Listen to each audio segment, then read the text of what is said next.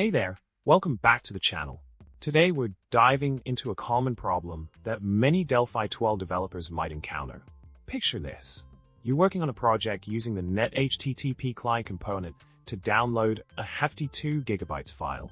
The download starts off strong, but around 60 seconds in BM, a timeout exception rears its head, causing a bit of a hiccup in the process.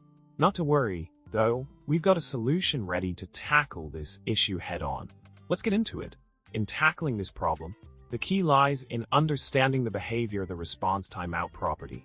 This property sets the maximum allowed time for a response to complete.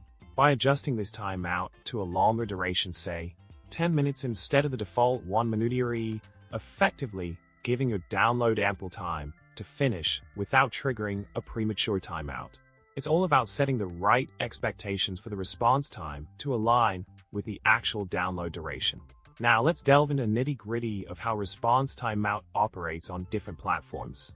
Whether you're on Windows, Linux, Mac OS, or Android, each platform interprets and handles the timeout settings slightly differently.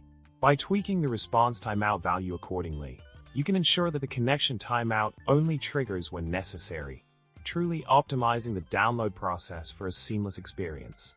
It's all about finding that sweet spot that works best for your specific platform and download requirements.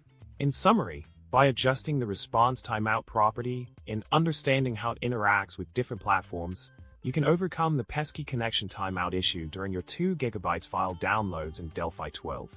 Remember, setting a timeout value that aligns with your download duration is key to ensuring a smooth and uninterrupted process. And with that, we've reached the end of today's video. If you found this information helpful, be sure to subscribe, hit the like button, and drop a comment below. Until next time, happy coding!